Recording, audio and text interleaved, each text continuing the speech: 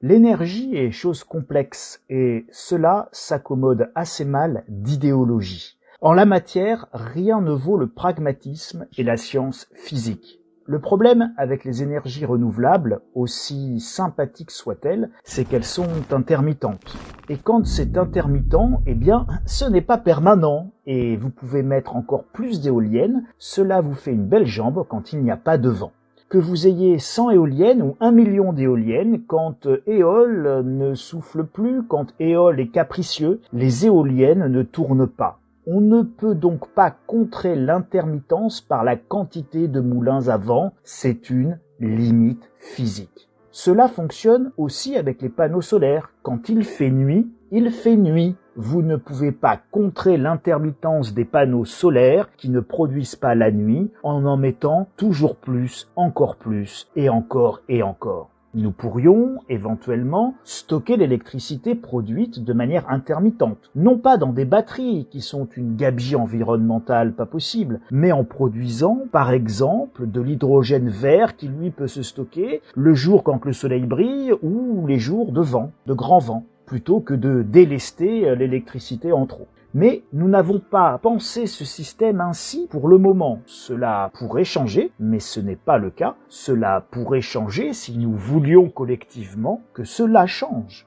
Le résultat est visible et inquiétant du côté de nos voisins anglais. Leur parc éolien, qui est énorme et qui équivaut en production à plus de 14 centrales nucléaires par exemple, ne produit plus rien. Rien. Ils sont passés en quelques heures de 16,4 gigawatts à 0,4 gigawatts, l'équivalent de 14 centrales nucléaires qui auraient été éteintes en quelques heures. Plus rien donc. Pourquoi ?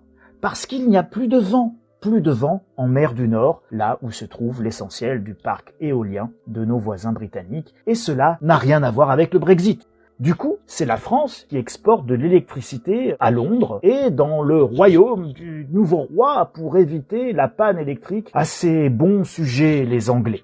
Le nucléaire est donc incontournable dans la période que nous abordons et qui est celle d'une disette énergétique alors que notre système entier, je parle du système économique, du système social, du système de vie, notre système entier est basé sur cette idée d'énergie abondante et peu coûteuse. Notre système, comme notre niveau de confort, notre niveau de vie, en dépend totalement. Nous ne sommes pas prêts et nous ne faisons pas les bons choix, car rien ne peut se discuter. Le climat est devenu une religion, avec ses grands prêtres et ses excommunications, sans parler parfois d'exécutions en place cathodique. La voiture électrique est devenue une religion. Mais comment voulez-vous recharger des millions de véhicules électriques avec des moulins à vent sans vent ou avec des centrales à charbon qui polluent ? Tout ceci n'est pas sérieux. Et ce qui n'est pas sérieux ne fonctionnera pas, ou mal, ou vous savez quoi ? Par intermittence. Pour autant, tout n'est pas à jeter, bien évidemment, et nous pouvons toujours réutiliser ce que nous avons fait. Mais il serait temps de penser autrement notre nécessaire révolution énergétique qui va inévitablement changer radicalement nos modes de vie. Nous avons déjà vécu sans énergie, c'était avant la révolution industrielle. Il n'y avait aucune ville de plus d'1 million d'habitants. Il n'y avait que des circuits courts à l'époque. Il n'y avait pas beaucoup de déchets car tout était utilisé, recyclé. Bref, nous avons été déjà complètement écolos. Nous allons le redevenir, mais l'idéal serait de choisir la façon dont nous allons le faire et de nous accorder collectivement sur ce que nous voulons faire croître, comme par exemple la connaissance, le savoir, la culture, et ce que nous voulons faire décroître, la consommation de produits non réparables, l'importation de produits venant de loin, etc., etc. Nous pouvons faire croître la technologie et décroître nos déchets. Nous pouvons avoir des ordinateurs dont nous changerons chacune des pièces qui seront réparables et que nous pourrons garder 20 ou 30 ans au lieu de jeter son smartphone tous les ans.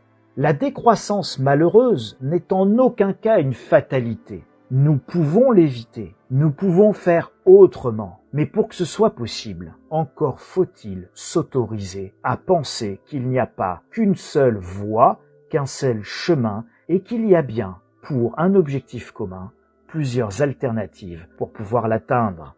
Bref, il est déjà trop tard, mais tout n'est pas perdu. Préparez-vous les amis.